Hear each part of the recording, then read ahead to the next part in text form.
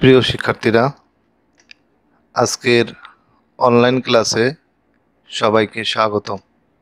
তোমাদেরকে স্বাগতম জানিয়ে আজকের অনলাইন ক্লাস শুরু করছি।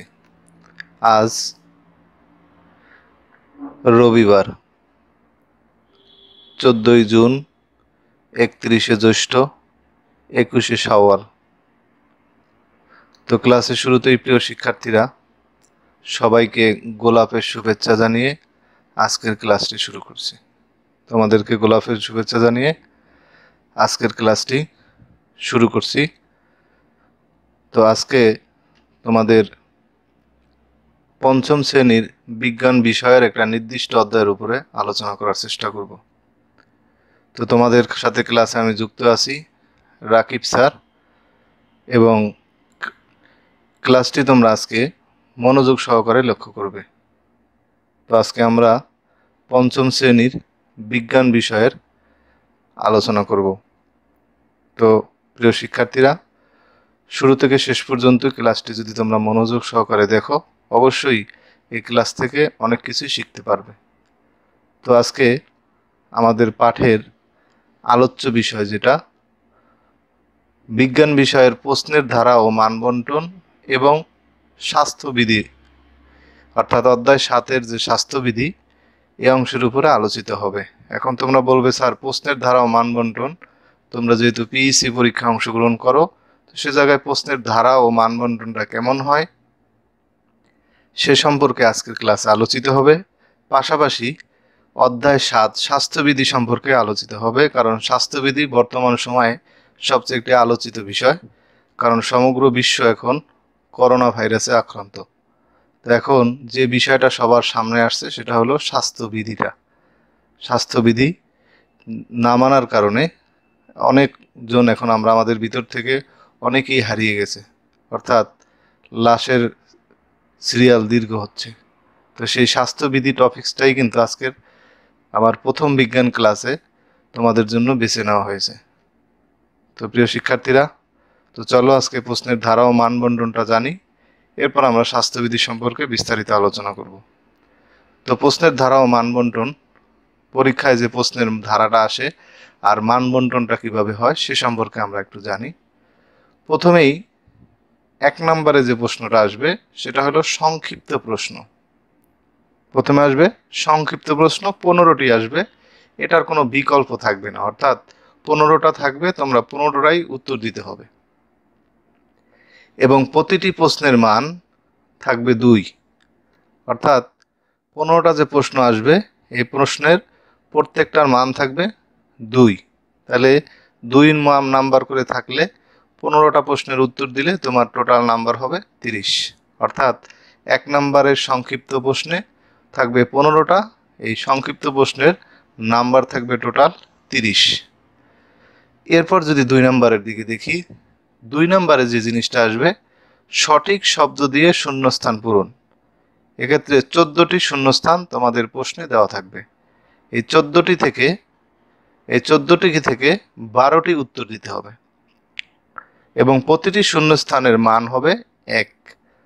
তো শূন্যস্থান লেখার সময় তোমরা যে জিনিসটা ভুল করো, তোমরা শুধু শূন্যস্থানে যে জিনিসটা হয়, শব্দটা হয়, ওই শব্দটাই শুধু খাতায় লিখে আসো, কিন্তু শূন্যস্থান পূরণ বলতে তা না। কিন্তু এখানে সুন্দর করে লেখা আছে সঠিক শব্দ দিয়ে শূন্যস্থান পূরণ, তার মানে পুরা শূন্যস্থানটা তুলে এরপর শূন্যস্থানে যে অংশটা বসবে ওটা বসাতে হবে, এবং এটার নিচে তুমি রঙিন কালি দিয়ে মার্কিং করে দেবে, লাল কালি ব্যবহার না করাই শ্রেয়।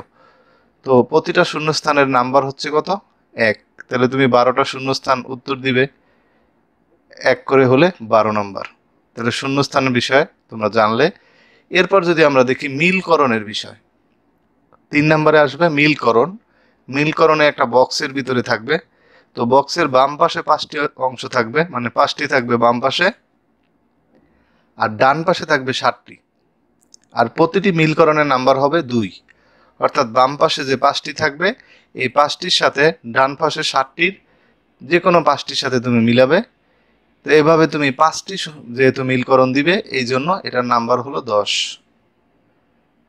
এবং সর্বশেষ যে 4 নাম্বার প্রশ্ন থাকবে এটা হলো কাঠামোবদ্ধ প্রশ্ন।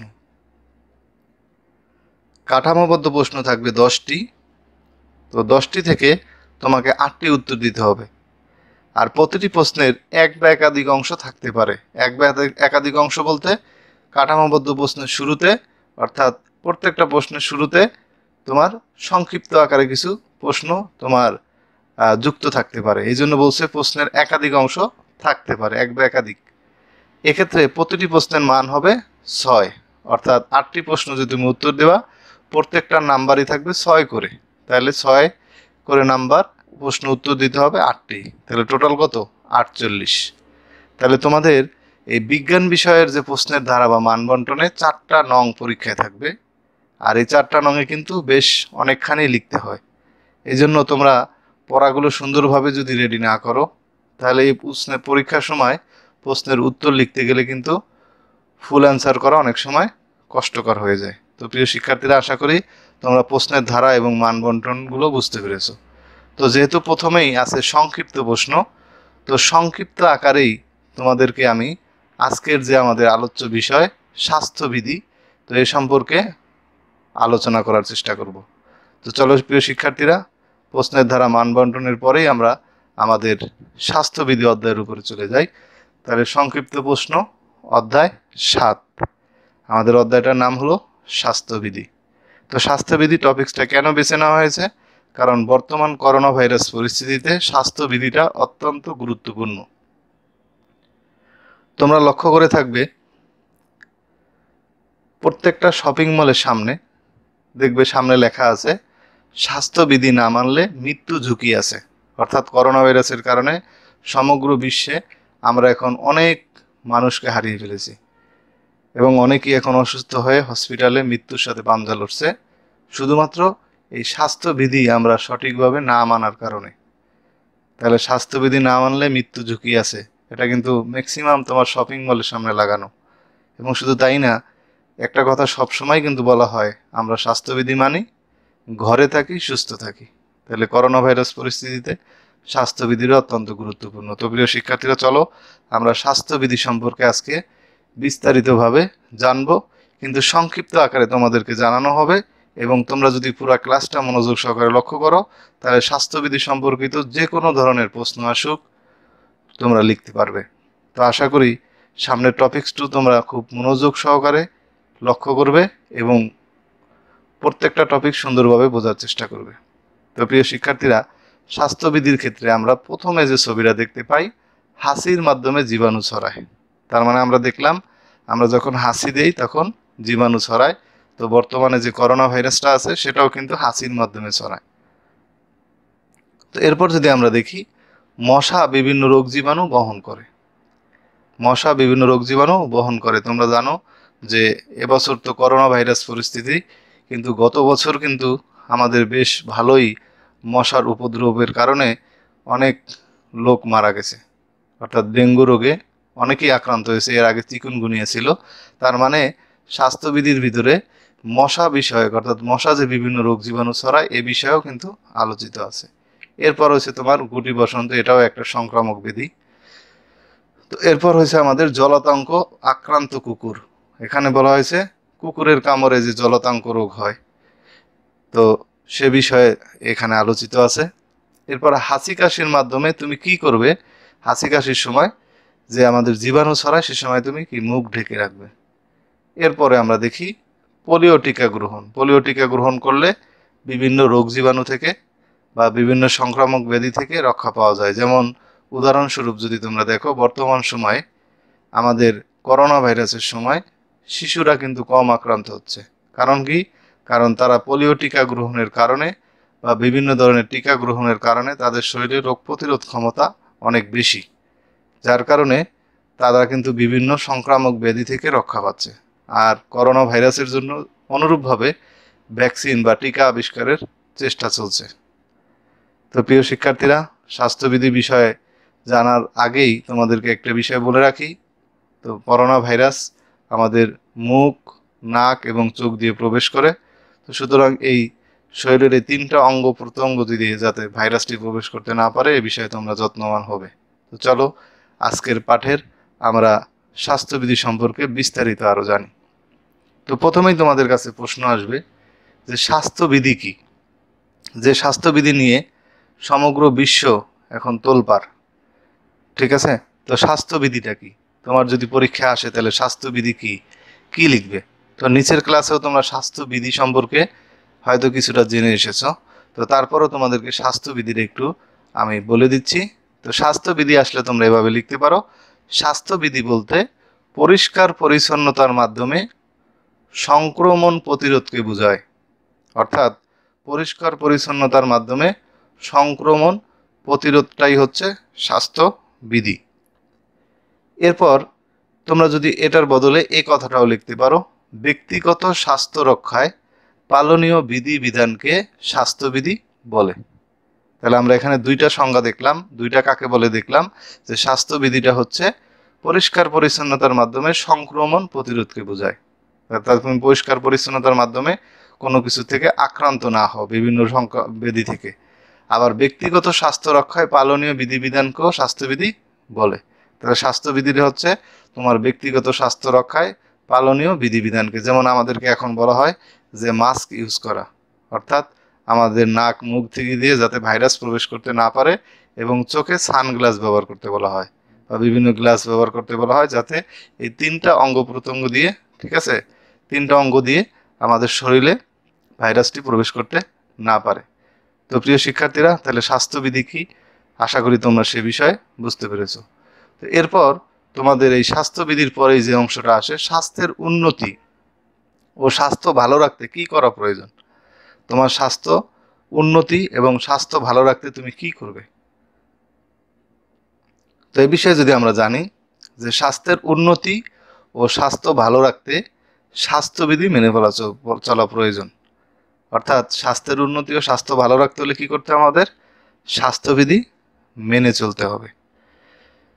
তো এরপরে আমরা দেখি, তুমি যেভাবে স্বাস্থ্যবিধি মেনে চলো তা দুটি বাক্যে লেখো। তাহলে এই বিষয়ে তোমাদের আসতে পারে যে তুমি যে স্বাস্থ্যবিধিটা মেনে চলো এটা দুটি বাক্যে তোমাকে লিখতে বলতে পারে। তো এখন তুমি স্বাস্থ্যবিধিটা কিভাবে মেনে চলো এটা দুটি বাক্যে কিভাবে লিখবে। তাহলে আমি স্বাস্থ্যবিধি যেভাবে মেনে চলি সে বিষয়ে তুমি লিখবে, আমি যেভাবে স্বাস্থ্যবিধি মেনে চলি। প্রথমে তুমি বলতে পারো যে পরিষ্কার পরিচ্ছন্নতার মাধ্যমে, মানে পরিষ্কার পরিচ্ছন্ন থেকে আমি স্বাস্থ্যবিধি মেনে চলতে পারি। এরপর দ্বিতীয়টা লিখতে পারো পুষ্টিকর খাদ্য গ্রহণ ও নিরাপদ পানি পান করে। তাহলে পুষ্টিকর খাদ্য গ্রহণ ও নিরাপদ পানি পান করেও আমি স্বাস্থ্যবিধি মেনে চলি। তাহলে প্রিয় শিক্ষার্থীরা, স্বাস্থ্যবিধি সম্পর্কিত আমরা তিনটি অংশ জানলাম, স্বাস্থ্যবিধি কি, স্বাস্থ্যের উন্নতি ও স্বাস্থ্য ভালো রাখতে কি করা প্রয়োজন, আর তুমি কিভাবে স্বাস্থ্যবিধি মেনে চলো দুটি বাক্যে লেখো। তো প্রিয় শিক্ষার্থীরা, এরপর যে অংশটা আসে সংক্রামক রোগ, এই অধ্যায়ের যে অংশটা সংক্রামক রোগ। তাহলে এই সংক্রামক রোগটা কি, তো আমরা এই বিষয়টা একটু জানার চেষ্টা করি। সংক্রামক রোগটা কি? তো সংক্রামক রোগ যদি পরীক্ষায় আসে তাহলে তোমরা এভাবে লিখতে পারো, বিভিন্ন জীবাণু যেমন ব্যাকটেরিয়া, ভাইরাস, ছত্রাক ইত্যাদি শরীরে প্রবেশের ফলে সৃষ্ট রোগকেই সংক্রামক রোগ বলে। অর্থাৎ বিভিন্ন জীবাণু বলা হয়েছে, ভাইরাস আছে, ব্যাকটেরিয়া আছে, ছত্রাক আছে ইত্যাদি শরীরে প্রবেশের ফলে সৃষ্ট রোগই হলো সংক্রামক রোগ। তাহলে এটা কাকে বলে দেওয়ার পরে তোমার অবশ্যই একটু উদাহরণ দিতে হবে। তাহলে উদাহরণ হিসাবে হাম, গুটি বসন্ত, ইবোলা ইত্যাদি সংক্রামক রোগ। তাহলে সংক্রামক রোগ হিসেবে আমরা এদের নাম বলতে পারি। তাহলে সংক্রামক রোগ কি এটা তুমি পরীক্ষা আসলে সংক্ষেপে এই কথাটা লিখবে, কারণ আমি তোমাদেরকে শুরুতেই বলছি আজকে আমরা 1 নাম্বার প্রশ্ন সংক্ষিপ্ত যেটা আসে ওই বিষয় নিয়ে আমরা আজকে পুরো অধ্যায়টা আলোচিত হবে সংক্ষিপ্ত আকারে, এবং সংক্ষিপ্ত আকারে পুরো অধ্যায়টাই তোমাদেরকে সুন্দরভাবে বুঝিয়ে দেওয়া হবে। তো প্রিয় শিক্ষার্থীরা, সংক্রামক রোগ আসার পরেই তোমাদেরকে জিজ্ঞেস করতে পারে বা প্রশ্ন আসতে পারে যে কয়েকটি সংক্রামক রোগের নাম লিখো। তো কয়েকটি সংক্রামক রোগ তো আমরা উপরে দেখেছি, কিন্তু সংক্রামক রোগ সবগুলো কি এগুলো তোমার অবশ্যই লিখতে হবে, কারণ যে কোনো একটি সংক্রামক রোগের নাম দিয়ে তোমাকে বলতে পারে এটা কোন ধরনের সংক্রামক রোগ বা এটা কোন ধরনের রোগ এটা বলতে পারে। এজন্য বইতে যে সংক্রামক রোগগুলো বলা আছে অবশ্যই সবগুলো তোমরা শিখে রাখবে। তো আমিও সেগুলো তোমাদের সামনে আলোচিত করতেছি। তো কয়েকটি সংক্রামক রোগের নাম হচ্ছে, প্রথম রোগটাই যেটা তোমাদের বইতে নাই কিন্তু বর্তমান পরিস্থিতিতে এটাও একটা সংক্রামক রোগ, করোনা ভাইরাস রোগ, যেটাকে বলা হয় কোভিড-19। তাহলে এই অংশটা কিন্তু তোমাদের বইতে নাই, হয়তো এর পরবর্তী বইয়ের এডিশনে এটা যুক্ত হবে যে সংক্রামক রোগের তালিকায় করোনা ভাইরাস, যার কারণে এখন আমরা অনেক লোককে পৃথিবী থেকে হারিয়ে ফেলেছি। তো প্রিয় শিক্ষার্থীরা, এরপর আছে সর্দি জ্বর, এরপর সোয়াইন ফ্লু, ইনফ্লুয়েঞ্জা, গুটি বসন্ত, হাম, ইবোলা, যক্ষ্মা, ডায়রিয়া, কলেরা, আমাশয়, ডেঙ্গু, টাইফয়েড, জলাতঙ্ক এবং ম্যালেরিয়া। তো এই করোনা ভাইরাস ব্যতীত বাকি সব সংক্রামক রোগগুলা কিন্তু ইতিমধ্যেই পৃথিবীতে হানা দিয়েছে এবং এর কারণে অনেক লোক আক্রান্ত হয়ে পৃথিবী থেকে চলে গেছে। তো করোনা ভাইরাস এখন বর্তমান সময় যেটা এখন সংক্রামক রোগ হিসাবে আছে। তাহলে তোমরা সংক্রামক রোগের সবগুলো নাম মনে রাখবে, যাতে এই রোগটা বলার পরেই তোমরা বলতে পারো এটা একটি সংক্রামক রোগ। তো প্রিয় শিক্ষার্থীরা, এরপর সংক্রামকের রোগের দুটি কারণ, এই সংক্রামক রোগটা যে হয় এর দুটা কারণ কি। সংক্রামক রোগ বিষয়ে আমরা জানার পরে এই রোগের দুটা কারণ সম্পর্কে যদি পরীক্ষা আসে, তাহলে রোগের দুটি কারণ তুমি এভাবে লিখতে পারো: সংক্রমিত রোগীর সংস্পর্শে আসা, অর্থাৎ যে আক্রান্ত হয়েছে তার সংস্পর্শে আসলে সংক্রামক রোগে তুমি আক্রান্ত হতে পারো। এই জন্য দেখবা করোনা ভাইরাস আক্রান্ত ব্যক্তিদেরকে চিকিৎসা দেওয়ার জন্য পিপিই ব্যবহার করা হয়, অর্থাৎ যাতে তার থেকে ভাইরাসটা যে সেবাদানকারী তার ভিতরে ছড়িয়ে না পড়ে। এবং সংক্রমিত ব্যক্তিকে কিন্তু লোকালয় থেকে তো একটা নির্দিষ্ট জায়গায় নিয়ে সেবা দেওয়া হয়, যাতে ওই এলাকায় ওই সংক্রমিত ব্যক্তির মাধ্যমে অন্য কেউ আক্রান্ত হতে না পারে। এই জন্য সংক্রমিত রোগীর সংস্পর্শে আসলে সংক্রামক রোগের দুটি সংক্রামক রোগ হতে পারে। তো দ্বিতীয় কারণটা কি? তো চলো দ্বিতীয় কারণটা আমরা দেখি।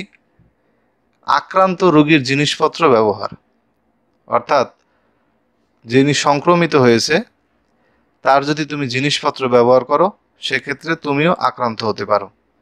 তাহলে তোমরা পরীক্ষায় এই দুটি কারণ লিখতে পারো সংক্ষিপ্ত প্রশ্ন আকারে আসলে, যে সংক্রামকের রোগের দুটি কারণ লেখো।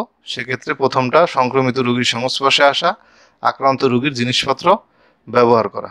তো প্রিয় শিক্ষার্থীরা, তার পাশাপাশি আমি আরেকটি কারণ দিয়ে দিচ্ছি যাতে তোমাদের পরীক্ষায় দুটি আসলে একটা ভুলে গেলেও লিখতে পারো: দূষিত খাদ্য গ্রহণ ও পানি পান করা। দূষিত খাদ্য গ্রহণ ও পানি পান করা। তাহলে সংক্রামক রোগের দুটি কারণ আমরা দেখলাম। তো এখন তোমাদের আসবে সংক্রামক রোগ প্রতিরোধের দুটি উপায়। আগে যেমন কি কারণে আক্রান্ত হয় সে সম্পর্কে জানলাম, এখন প্রতিরোধের দুটো উপায় কি। তাহলে সংক্রামক রোগ প্রতিরোধের উপায়, তাহলে 1 নম্বরে আমরা বলতে পারি পর্যাপ্ত বিশ্রাম নেওয়া। পর্যাপ্ত বিশ্রাম নিতে হবে। যে সংক্রমিত হবে বা সংক্রামক রোগ থেকে বাঁচার জন্য পর্যাপ্ত কি করতে হবে? আমাদের বিশ্রাম নিতে হবে। 2 নম্বরে নিরাপদ পানি ব্যবহার, আমাদেরকে সবসময় নিরাপদ পানি ব্যবহার করতে হবে। তো যেহেতু দুইটি উপায় লিখছে, আমি তোমাদেরকে আরও একটি অতিরিক্ত উপায় দিয়ে দিচ্ছি যাতে একটা ভুলে গেলেও দুইটা লিখতে পারো। সুষম খাদ্য, 3 নম্বরটা হলো সুষম খাদ্য গ্রহণের মাধ্যমে দেহের রোগ প্রতিরোধ ক্ষমতা বৃদ্ধি করা। তো বর্তমান সময়েও কিন্তু স্বাস্থ্যবিধি সম্পর্কে বলা হচ্ছে সুষম খাদ্য গ্রহণ, যার মাধ্যমে আমাদের দেহের রোগ প্রতিরোধ ক্ষমতা বৃদ্ধি পায়। এটাও সংক্রামক রোগ প্রতিরোধের উপায়। তো প্রিয় শিক্ষার্থীরা, তাহলে আমরা সংক্রামক রোগ বিষয়ে জানলাম। এরপর সংক্রামক রোগগুলো যেভাবে ছড়ায় এর ভিতরে আছে বায়ুবাহিত রোগ। এই সংক্রামক রোগগুলোর ভিতরে আছে কিছু বায়ুর মাধ্যমে ছড়ায়। তাহলে এটা বলছে বায়ুবাহিত রোগ কি। তো বায়ুবাহিত রোগটা আমরা এভাবে লিখতে পারি: বায়ুবাহিত রোগ কি বা কাকে বলে? যে সকল রোগ হাঁচি কাশি বা কথাবার্তা বলার সময় বাতাসে জীবাণু ছড়ানোর মাধ্যমে হয়ে থাকে তাকে বায়ুবাহিত রোগ বলে। তাহলে হাঁচি কাশি বা কথাবার্তা বলার সময় বাতাসে জীবাণু ছড়ানোর মাধ্যমে হয়ে থাকে সেটাকে কি বায়ুবাহিত রোগ বলে। তাহলে এই কথাটা তোমরা লিখতে পারো। আর যেহেতু বায়ুবাহিত রোগ বলে, আমাদের যে করোনা ভাইরাস সেটাও কিন্তু বায়ুবাহিত রোগের ভিতরেই পড়ে। এরপর দেখো, এটার বদলে তোমরা এই সংজ্ঞাটাও লিখতে পারো বা কাকে বলে এটা: যে সকল রোগের জীবাণু বাতাসের মাধ্যমে ছড়ায় সেগুলোকে বায়ুবাহিত রোগ বলে। তাহলে যে সকল রোগের জীবাণু বাতাসের মাধ্যমে ছড়ায় সেগুলোকে বায়ুবাহিত রোগ বলে। তাহলে বায়ুবাহিত রোগগুলো কি সংক্রামক রোগের ভিতরে? তাহলে যে এগুলোর ভিতরে আছে সোয়াইন ফ্লু, হাম, গুটি বসন্ত, যক্ষা এবং ইনফ্লুয়েঞ্জা ইত্যাদি বায়ুবাহিত রোগ। তাহলে বায়ুবাহিত রোগ কি, এটা কাকে বলে তোমরা লিখতে পারলে, পাশাপাশি উদাহরণ বা কি কি বায়ুবাহিত রোগ সে সম্পর্কে লিখতে পারলে। তো প্রিয় শিক্ষার্থীরা, এরপর বায়ুবাহিত রোগের ভিতরে যে রোগগুলো আমরা জানলাম ওই রোগ নিয়েও আবার প্রশ্ন আসতে পারে। গুটি বসন্ত রোগের জীবাণু কিসের মাধ্যমে ছড়ায়? তাহলে কিছুক্ষণ আগে আমরা দেখে এসেছি বায়ুবাহিত রোগের ভিতরে গুটি বসন্ত ছিল। তাহলে গুটি বসন্ত রোগের জীবাণু কিসের মাধ্যমে ছড়ায়? তাহলে তুমি ওটাই বলবা, গুটি বসন্ত রোগের জীবাণু বায়ুর মাধ্যমে ছড়ায়, কারণ গুটি বসন্তটা বায়ুবাহিত রোগ। তাহলে এটা কিসের মাধ্যমে? বায়ুর মাধ্যমে ছড়ায়। এরপর আমরা যাই, হাসি কাশির মাধ্যমে সংক্রমিত হয় এমন একটি রোগের নাম লেখো।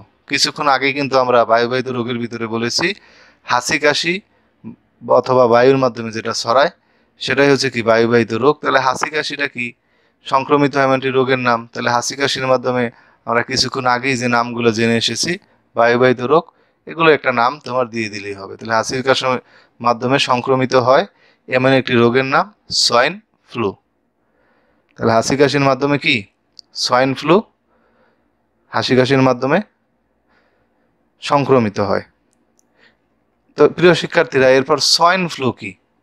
এখন তো আমরা সোয়াইন ফ্লু জানলাম, তো সোয়াইন ফ্লুটা কি যদি পরীক্ষায় আসে, এই কথাটাই যদি আবার ঘুরায় দেয়, তাহলে তুমি এখানে একটু কথাটা লিখতে পারো, সোয়াইন ফ্লু এক ধরনের বায়ুবাহিত সংক্রামক রোগ। তাহলে সোয়াইন ফ্লুটা কি বায়ুবাহিত রোগের ভিতরে পড়ে, আর বায়ুবাহিত রোগগুলা কি সংক্রামক রোগ। এই জন্য তুমি একসাথে বলতে পারো সোয়াইন ফ্লু এক ধরনের বায়ুবাহিত সংক্রামক রোগ। তো এরপর আমরা আসি পানিবাহিত রোগ কি।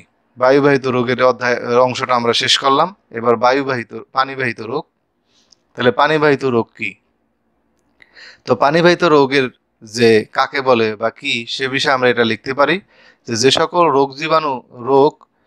সকল রোগ জীবাণুযুক্ত দূষিত পানির মাধ্যমে বিস্তার লাভ করে তাকে পানিবাহিত রোগ বলে। তাহলে কি আমরা এখানে কি দেখলাম? যে সকল রোগ জীবাণুযুক্ত দূষিত পানির মাধ্যমে বিস্তার লাভ করে, অর্থাৎ জীবাণুযুক্ত যে দূষিত পানি আছে এই দূষিত পানির মাধ্যমে সে বিস্তার লাভ করে, এই রোগগুলোই হচ্ছে কি পানিবাহিত রোগ। তাহলে পানিবাহিত রোগগুলো কি কি আছে আমরা একটু দেখি। পানিবাহিত রোগের ভিতরে আছে কলেরা, আমাশয়, ডায়রিয়া, টাইফয়েড এবং চর্মরোগ ইত্যাদি হচ্ছে পানিবাহিত রোগ। অর্থাৎ এই জীবাণুযুক্ত যে দূষিত পানি এগুলো আমরা যখন আমাদের শরীরে প্রবেশ করে তখনই এই পানিবাহিত রোগগুলো সৃষ্টি হয়। তাহলে আমরা পানিবাহিত রোগ সম্পর্কে জানলাম। তো এখন এই পানিবাহিত রোগ বিষয়ে যদি তোমাকে এখন এই ধরনের প্রশ্ন করে, টাইফয়েড আমাশয়ের জন্য কোন ধরনের দূষণ দায়ী? তাহলে কোন ধরনের দূষণের জন্য টাইফয়েড এবং আমাশয় হয়ে থাকে? তাহলে তোমরা বলতে পারো টাইফয়েড আমাশয়ের জন্য পানি দূষণ দায়ী। তাহলে টাইফয়েড এবং আমাশয়ের জন্য পানি দূষণ দায়ী। এরপর দেখো দূষিত পানিবাহিত রোগের নাম লেখো। দুটি পানিবাহিত রোগের নাম লেখো। কিছুক্ষণ আগে কিন্তু আমরা পানিবাহিত রোগের অনেকগুলো নাম জানলাম। এখন যদি পরীক্ষায় তোমাকে দুটি পানিবাহিত রোগের নাম লিখতে বলে তাহলে তুমি অবশ্যই লিখতে পারবে প্রিয় শিক্ষার্থীরা, কারণ তুমি কিছুক্ষণ আগেই কিন্তু পানিবাহিত রোগের সবগুলো নাম শিখে ফেলেছো। তো পানিবাহিত রোগের নাম যদি লিখতে বলে তাহলে আমরা একটা লিখতে পারি ডায়রিয়া আর একটা কলেরা, একটা ডায়রিয়া আর একটা কলেরা। তো অন্য নামগুলো তুমি ব্যবহার করতে পারো, আমাশয়, টাইফয়েড। তাহলে দুটি পানিবাহিত রোগের নাম আমরা জানলাম। তো এরপরে যদি আমরা আসি সোয়াসে রোগ কি, তাহলে বায়ুবাহিত পানিবাহিতের পরে সোয়াসে রোগ সম্পর্কে আমরা জানবো যে সোয়াসে রোগ কি বা বলতে কি বোঝো। পরীক্ষায় এরকম আসতে পারে রোগটা কি, অথবা বলতে পারে যে এটা বলতে কি বোঝো সোয়াসে বলতে। এটাও কিন্তু একটা সংক্রামক রোগের একটা অংশ সোয়াসে রোগ। তাহলে এটার সংজ্ঞাটা যদি আসে বা কাকে বলে তোমরা এইভাবে লিখতে পারো সোয়াসে রোগটা রোগাক্রান্ত ব্যক্তির প্রত্যক্ষ বা পরোক্ষ, তাহলে প্রত্যক্ষ বা পরোক্ষ সংস্পর্শে যে সকল রোগ সংক্রমণ হয় তাকে সোয়াসে রোগ বলে। তাহলে রোগাক্রান্ত যে আক্রান্ত হয়েছে ওই ব্যক্তির প্রত্যক্ষ বা পরোক্ষ সংস্পর্শে যে সকল রোগ সংক্রমণ হয় তাকে সোয়াসে রোগ বলে। এখন বলবো প্রত্যক্ষ কোনটা? প্রত্যক্ষ হয়েছে তুমি রোগাক্রান্ত ব্যক্তির কাছাকাছি গেলে, তো তার কাছ থেকে তুমি সরাসরি আক্রান্ত হলে, এটা হচ্ছে প্রত্যক্ষ। আর পরোক্ষভাবে কি, যেমন রোগাক্রান্ত ব্যক্তি একটা গ্লাস ধরলো, ওই গ্লাসে পানি খেলো, তো কিছুক্ষণ পরে তুমি গিয়ে ওই গ্লাস থেকেই আবার পানি খেলে না ধুয়ে, তাহলে এই প্রত্যক্ষ বা পরোক্ষ যে কোনো সংস্পর্শেই এই রোগটা হতে পারে। এই জন্য একে বলা হয়েছে ছোঁয়াচে রোগ। তাহলে ছোঁয়াচে রোগের আমরা কিছু নাম জানি। ফ্লু, ছোঁয়াচে রোগের ভিতরে একটা আছে ফ্লু। এরপর আছে তোমার ইবোলা, এরপর হাম এবং এইডস। তাহলে এইডসও একটি ছোঁয়াচে রোগ। তাহলে ফ্লু আছে, ইবোলা আছে, হাম, এইডস ইত্যাদি হচ্ছে ছোঁয়াচে রোগ। তাহলে আমরা ছোঁয়াচে রোগ কি জানলাম, ছোঁয়াচে রোগ সম্পর্কেও কি কি ছোঁয়াচে রোগ সে সম্পর্কে আমরা জানলাম সংক্রামক রোগের ভিতরে। তো প্রিয় শিক্ষার্থীরা, এরপর এইডস কোন ভাইরাসের মাধ্যমে ছড়ায়, এই জিনিসটাও তোমাদের পরীক্ষা আসতে পারে। এইডস, তাহলে এইডস রোগটা ছড়ায় এইচআইভি ভাইরাসের মাধ্যমে। তাহলে এইডস রোগ এইচআইভি ভাইরাসের মাধ্যমে ছড়ায়। তো এইডস রোগ সম্পর্কে তোমরা উপরের শ্রেণীতে আরো বিস্তারিতভাবে জানবে। তো প্রিয় শিক্ষার্থীরা, এরপর যদি আসি প্রাণী ও পোকামাকড় বাহিত সংক্রামক রোগ কি। তাহলে সংক্রামক রোগের ভিতরে যে পরবর্তী মানে তিনটা অংশ আমরা আগে দেখলাম, বায়ুবাহিত, পানিবাহিত আর একটা ছোঁয়াচে। আর এখন আমরা জানবো ওই সংক্রামক রোগের ভিতরে প্রাণী ও পোকামাকড় বাহিত সংক্রামক রোগ। তাহলে এটা আসলে তোমরা এভাবে লিখতে পারো, প্রাণী ও পোকামাকড় বাহিত সংক্রামক রোগটা যে সকল রোগের জীবাণুর বাহক প্রাণী বা পোকামাকড়, অর্থাৎ যে সকল রোগের জীবাণুর বাহক প্রাণী বা পোকামাকড় এবং জীবাণুবাহকের কামড়ের মাধ্যমে বিস্তার লাভ করে তাকে প্রাণী ও পোকামাকড় বাহিত রোগ বলে। অর্থাৎ এই প্রাণী বা পোকামাকড় এই জীবাণু যে বাহকের কামড়ের মাধ্যমে, এই জীবাণু যারা বাহক বাহক আছে তারা যদি কোনো ব্যক্তিকে কামড় দেয় তাহলে এই রোগের বিস্তার ঘটে। তাহলে একে প্রাণী ও পোকামাকড় বাহিত রোগ বলে। যেমন এর ভিতরে আছে জলাতঙ্ক।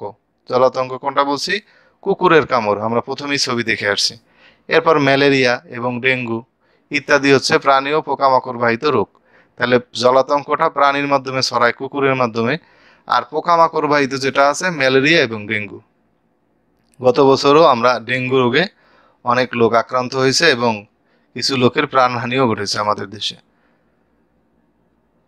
তো এই জন্য আমরা এই ডেঙ্গু রোগ এবং ম্যালেরিয়ার বিষয়ে খুবই যত্নবান হব, যাতে আমাদের বাড়ির আশেপাশে 3 দিনের বেশি কোনো কিছুতেই পানি জমে না থাকে। এ আমরা খেয়াল রাখবো। ফুলের টব হোক, গাড়ির টায়ার হোক, বা ভাঙা কোনো অংশ প্লাস্টিকের হোক বা মাটির অংশ হোক, এগুলোতে যেন পানি জমে না থাকে আমরা সবাই লক্ষ্য করব, যাতে এই সংক্রামক রোগটা থেকে আমরা বাঁচতে পারি। তো প্রিয় শিক্ষার্থীরা, জলাতঙ্ক রোগ কোন প্রাণীর মাধ্যমে ছড়ায়? কিছুক্ষণ আগে আমরা দেখছি জলাতঙ্ক রোগটা কোন প্রাণীর কামড়ে ছড়ায়। এখন যদি তোমাকে এটা বলে, আমরা শুরুতেই ছবিটা দেখে আসছি, জলাতঙ্ক রোগ কে ছড়ায়? তাহলে জলাতঙ্ক রোগটা কুকুরের কামড়ে ছড়ায়। তাহলে তুমি পরীক্ষা আসলে লিখবা কুকুরের কামড়ে ছড়ায়। এরপর যদি আমরা দেখি পোকামাকড় বাহিত একটি সংক্রামক রোগের নাম লিখবো। পোকামাকড় বাহিত তোমাদেরকে আমি কিছুক্ষণ আগেই বলে দিলাম, প্রাণী বাহিত জলাতঙ্ক।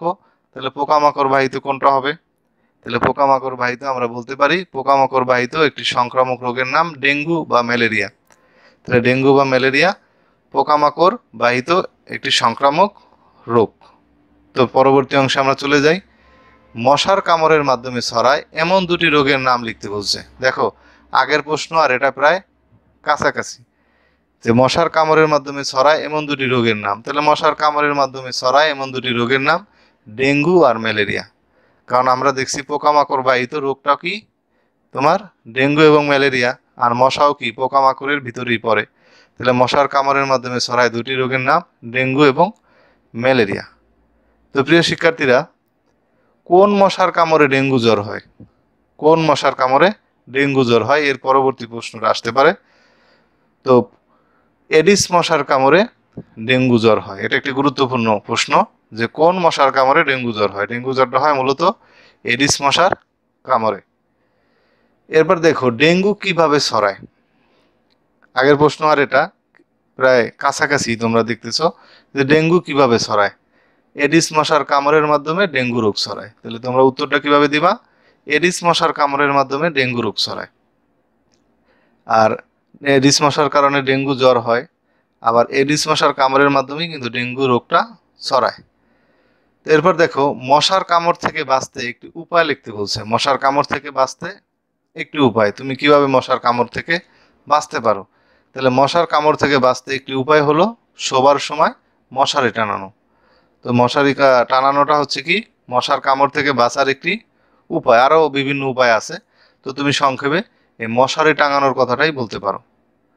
এরপর যদি আমরা আসি, ফুলের টব পরিষ্কার রেখে কোন রোগ থেকে রক্ষা পেতে পারো? তো ফুলের টব পরিষ্কার রাখলে আমরা কোন রোগ থেকে রক্ষা পাবো? এতক্ষণ ধরে কিন্তু আমরা এই অংশটাই কিন্তু আলোচনা করা হচ্ছে, পোকামাকড় বাহিত রোগ। তো ফুলের টব পরিষ্কার রেখে আমরা ম্যালেরিয়া ও ডেঙ্গু রোগ থেকে রক্ষা পেতে পারি। তাহলে মশার কামড়ে যে তোমার ডেঙ্গু হয়, এই ডেঙ্গু থেকেও আমরা রক্ষা পেতে পারি, আবার ম্যালেরিয়া থেকেও আমরা রক্ষা পেতে পারি ফুলের টব পরিষ্কার রেখে। এই জন্য আমাদের আশপাশে ফুলের টবগুলো আমরা পরিষ্কার করে রাখবো এবং পানি যেন জমে না থাকে এই দিকে আমরা লক্ষ্য রাখবো। তো প্রিয় শিক্ষার্থীরা, এরপর আমরা পরবর্তী অংশে চলে আসি। পরবর্তী অংশ, ডেঙ্গু প্রতিরোধের দুটি উপায় লেখো। ডেঙ্গু রোগটা যদি হয় তোমার, তাহলে এটা প্রতিরোধের দুইটা উপায় কি, সে সম্পর্কে তুমি কি লিখতে পারো? দেখো, ডেঙ্গু প্রতিরোধের দুটি উপায়, আমরা এই প্রশ্নের উত্তরটা এভাবে লিখতে পারি। বাড়ির আশপাশে পানি জমে থাকতে পারে এমন জায়গা যেমন কৌটা, টায়ার, ফুলের টব ইত্যাদি পরিষ্কার পরিচ্ছন্ন রাখা। তোমার বাড়ির আশপাশে পানি জমতে পারে এমন জায়গাগুলো যাতে পরিষ্কার রাখা হয়। এরপর ডেঙ্গু প্রতিরোধের আরেকটি উপায়, যেটা আমরা কিছুক্ষণ আগেই জেনেছি, শোবার সময় মশারি ব্যবহার করা। শোবার সময় মশারি ব্যবহার করা।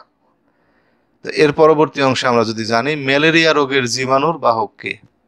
তো আমরা তো এডিস মশার কথা বললাম, ডেঙ্গু রোগ ছড়ায়, তাহলে ম্যালেরিয়া রোগটা যে ছড়াবে সেই জীবাণুর বাহক কে? তো তোমরা এটাও হয়তো বুঝতে পারছো যে উত্তরটা কি হতে পারে। ম্যালেরিয়া রোগের জীবাণুর বাহক হচ্ছে কি মশা, অর্থাৎ ডেঙ্গু মশায় ছড়াবে এবং ম্যালেরিয়া রোগটাও কি মশাই ছড়াবে। সুতরাং এই ডেঙ্গু এবং ম্যালেরিয়া পোকামাকড় বাহিত রোগ। তো এদের সম্পর্কে আমরা একটু বিস্তারিত জানলাম। তো প্রিয় শিক্ষার্থীরা, এরপর হাসি কাশির সময় তুমি কি করবে? আমরা একটা ছবি এটা দেখেছিলাম প্রথম দিকে। তো হাসি কাশির সময় তুমি কি করবে? তাহলে হাসি কাশির সময় তুমি যে জিনিসটা করবে বা আমি করব, যে টিস্যু, রুমাল বা হাতের কনুই দিয়ে নাক ও মুখ ঢাকবো। তাহলে তোমরা উত্তরটা এভাবে লিখবে, টিস্যু, রুমাল বা হাতের কনুই দিয়ে নাক মুখ ঢাকবো। এখন তুমি বলবা, স্যার টিস্যু রুমাল আছে, আবার হাতের কনুই কেন বলছি? তোমার কাছে যদি টিস্যু রুমাল না থাকে, তাহলে হাসি কাশির সময় হাতের কনুই ব্যবহার করবে, যেটা এখন করোনা ভাইরাসের সময় তোমাদেরকে বারবার বলা হচ্ছে যে তুমি লোক সমাগমের ভিতরে বা লোকজন আছে এমন জায়গায় হাসি কাশি দিবা না। এক্ষেত্রে তুমি কি করবা? হাতের কনুই ব্যবহার করতে পারো, পরে কনুই অংশটা ধুয়ে ফেললেই হবে। তো এরপর যদি আমরা আসি, সময় মতো প্রয়োজনীয় টিকা গ্রহণের মাধ্যমে কি করা যায়? এই টিকার ছবিও আমরা দেখেছিলাম।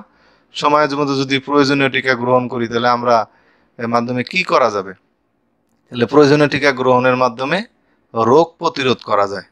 সময় মতো যদি আমি টিকা গ্রহণ করি, তাহলে সেক্ষেত্রে রোগ প্রতিরোধ করতে পারবো। যেমন শিশুদের রোগ প্রতিরোধ ক্ষমতা বেশি, কারণ তারা প্রয়োজনীয় টিকা গ্রহণ করে এবং তাদের শরীরে ওই টিকার কার্যকারিতা থাকে। তো প্রিয় শিক্ষার্থীরা, এরপরে যদি আমরা আসি, বয়ঃসন্ধি কি? আমরা শেষের পাঠের শেষ অংশটা আমাদের এই স্বাস্থ্যবিধির বয়ঃসন্ধি কি, এটাও আমাদের অত্যন্ত গুরুত্বপূর্ণ তোমাদের জন্য, কারণ এখন থেকেই তোমাদের বয়ঃসন্ধিকাল শুরু হয়ে গেছে। তো বয়ঃসন্ধিটা যদি আসে, তাহলে আমরা কি লিখতে পারি? বয়ঃসন্ধি হলো জীবনের এমন একটি পর্যায় যখন আমাদের শরীর শিশু অবস্থা থেকে কিশোর অবস্থায় পৌঁছায়। অর্থাৎ বয়ঃসন্ধিকালটা হচ্ছে জীবনের এমন একটা পর্যায় যে তুমি শিশু ছিলে, এখন সেই অবস্থা থেকে তুমি কিশোর অবস্থায় পৌঁছাবে, এটাই হচ্ছে তোমার বয়ঃসন্ধি। এরপর আমার আসতে পারে, ছেলেদের বয়ঃসন্ধিকাল শুরু হয় কত বছর থেকে? ছেলেদের বয়ঃসন্ধিকালটা কত বছর থেকে শুরু হয়? তাহলে ছেলেদের বয়ঃসন্ধিকালটা 9 থেকে 15 বছর বয়সে ছেলেদের বয়ঃসন্ধিকাল শুরু হয়। অর্থাৎ 9 থেকে 15 বছর বয়সে ছেলেদের বয়ঃসন্ধিকাল শুরু হয়।